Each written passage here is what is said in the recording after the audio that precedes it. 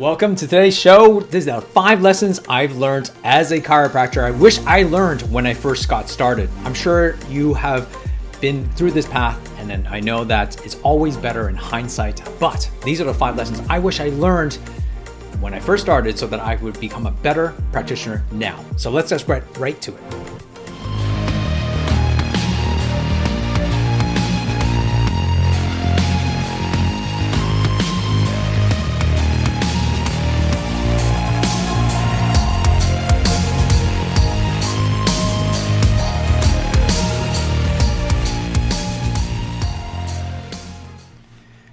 Hey there, it's Lawrence Tam here from lawrencetam.com. I would love for you to join us on this particular episode because in this episode, I'm going to talk to you about the 5 lessons I learned when I first got started. But before we get started, a couple of key things I want to let you know is that if you are looking for profit and more freedom, then you should definitely come and check us out at joinintro.com because we're helping chiropractors become more profitable and have more freedom at the end of this year. So come join us and let's get you helping you become more profitable and more freedom. Like I said, my name is Lawrence Tam, and I want to kind of share with you a couple of key things. This year marks my 18th year since I graduated from CMCC. And 2020, it's been a crazy year, but I've been reflecting back on the journey that I've had. And I'm thinking back, like, I would probably never change a single thing. I don't want to change anything that I would have done because it's made me the person I am. However, there are a couple of things that I would have loved to have learned faster and sooner if I actually had that ability. And in hindsight, those 18 years, it's been helpful to kind of help me generate that. Now, key thing, right? When I was younger, obviously, like you listen to all these experienced chiropractors, you listen to your mentors and your coaches, and you say, "Oh yeah, I hear you," but you actually don't listen. But I still want to be able to share these 5 lessons because these 5 lessons has been helpful throughout my career, and I believe that it can help you if you are just starting out. So I think, to be honest with you, I think it's helpful for anybody right now because these 5 lessons are eternal. It's not what you think. It's not going to be telling you about learning more techniques. It's not about telling you to do a whole bunch of other things. It's not tactical. It's actually very 5 specific mindsets that I really feel is going to be helpful and impactful for you. So let's kind of dive into it, right? So today I'm going to show you those 5 lessons, and let's get into it. 5 lessons I learned today, or I learned over the last 18 years, which I wish I learned when I first started, and I'm still continuing learning through this process now. So the very first one is, number 1 is admire, not imitate. And what I mean by that is that one of the key elements I realized over the years is that I got to stay in my own lane. You know, it's oftentimes we look at these mentors and we look at a lot of speakers and we look at other successful people, whether it be within this profession or not. Oftentimes we're always looking to, really want to imitate or be like them. And the problem, what I found is that when you start to copy or imitate someone else, you only want to see the good parts about them. And you never see the journey they actually had to go through. And you never really kind of dive into some of the elements of the struggles they actually had to go through to kind of get to that element, to the success. And so what I really kind of one lesson I really wish I learned was I love to admire what people have achieved and admire successful people. As you can sort of tell, a couple of key elements here. Like I have a whole bunch of sports memorabilia of people who are great, who have experienced, have showed greatness in their lives, and I admired them. However, what I really also realized is that I don't want to necessarily imitate everything about them.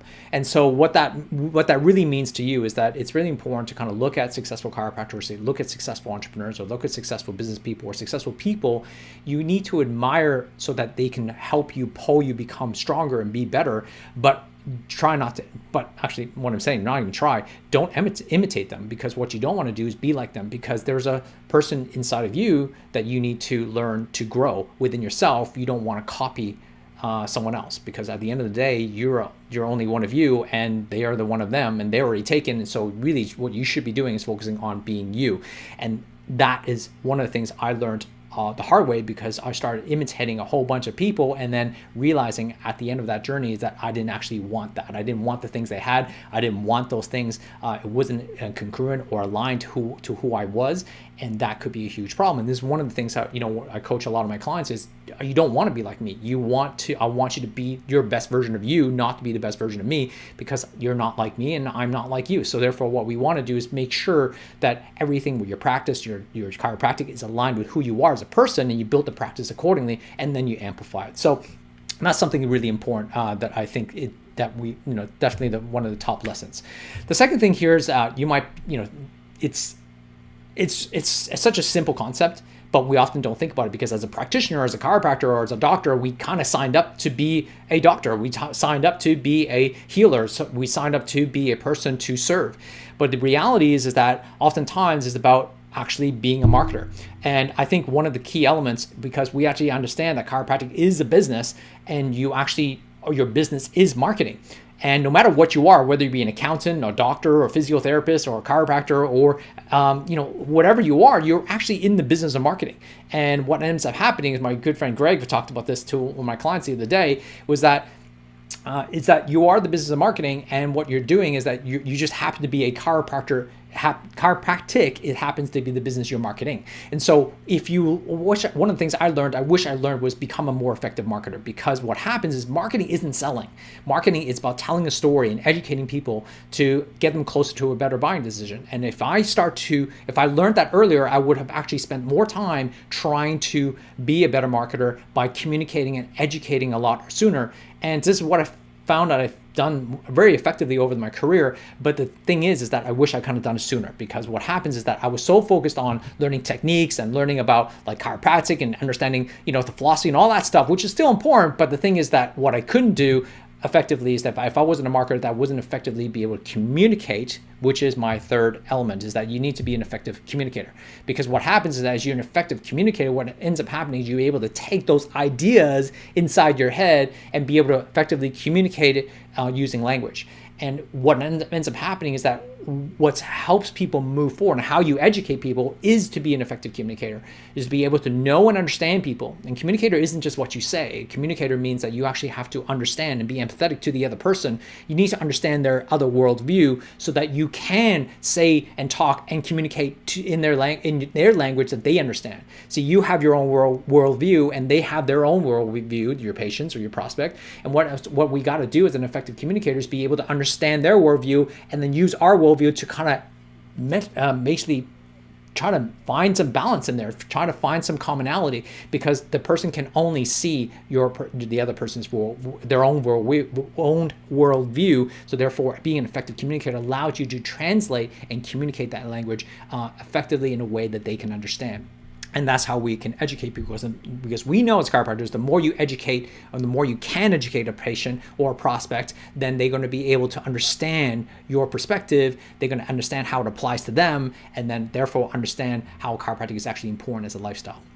The fourth thing is that I did this video actually in episode number 5. So if you want to go back to it, go to my YouTube channel under Drive Your Practice, go find it, episode number 5. I talked about the winner's mindset. The winner's mindset is fail fast, right? Fail forward and fail firm. I don't want to dive into it, but basically you need to learn how to fail. Like, I wish I learned that earlier, and I still try to have to challenge that through every single day life, right? Oftentimes, like, trying to create a video show like this is often like, I got to make it perfect. But the reality is that I need to learn how to fail continuously, and also try to be better with each episode rather than trying to get perfect on the first episode. And this is what's really important for me to challenge myself, is to continue to always fail and always challenge myself to change, because let's face it, if I don't learn how to change, then I'm not effectively learning to grow. And so one of the things that I think something that I've kind of learned over the years is comfort, right? Being comfortable, right? Comfort is the enemy of hunger. And what I mean by that is that when you're comfortable, when everything is kind of going good, even though you have these aspirational dreams, you never actually really go after them because you're kind of comfortable.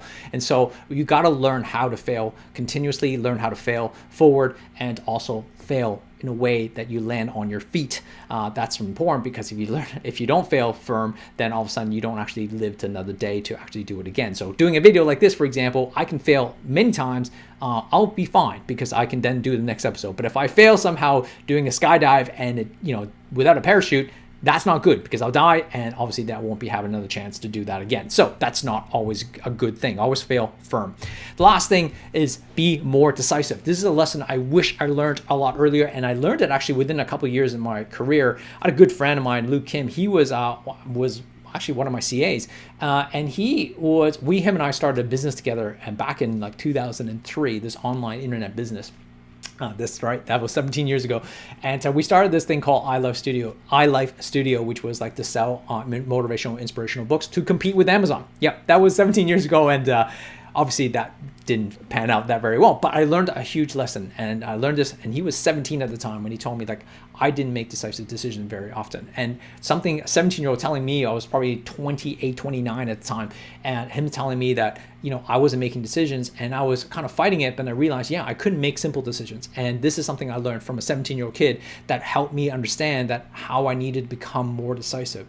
And I realized, I look back of all my whole entire career, the biggest decisions I made have made the biggest impact and shifts in my life. For example, moving here to Australia, for example, or moving to Sydney from Perth, or choosing to become a chiropractor, or leaving chiropractic, selling my business. All of those major decisions had led me to the person I am. And for better or worse, those major decisions have helped me and shaped me to the person I am. And if I wasn't willing to make those decisive decisions, I wouldn't have become the person I am today. And I feel most people are not living rule number 4, which is fail fast, and learning how to make mistakes. Therefore, making decisions is such a vital, important aspect to help you fail. So oftentimes making a decision about, say, coaching, for example, or deciding to get some help, or to really be more deciding on whether I should be an associate or be starting your own business. All of these things are important. Obviously, I can't give you massive advice on exactly every single one of these based on depending on where you are,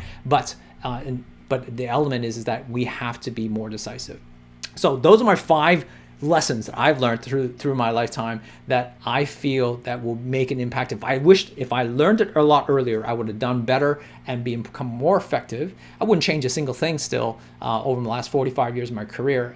But however, one of the key elements are 18 years of my career, 45 years of life.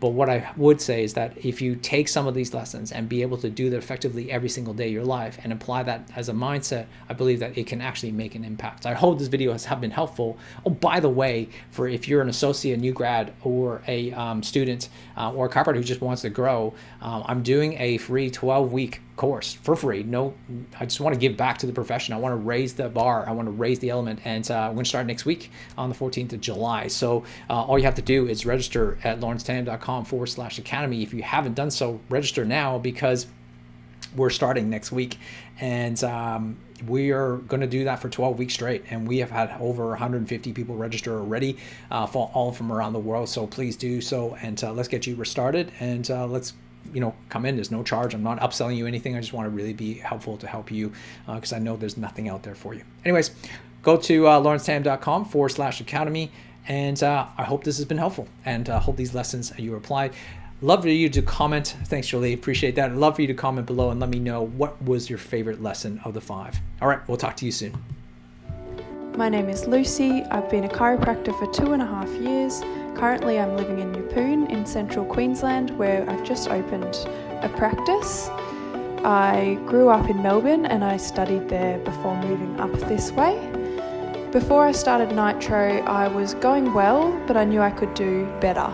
Well, the first big achievement was when I was working as an associate, and I started and took over about 150 patients, and then gradually built that to 220 patients.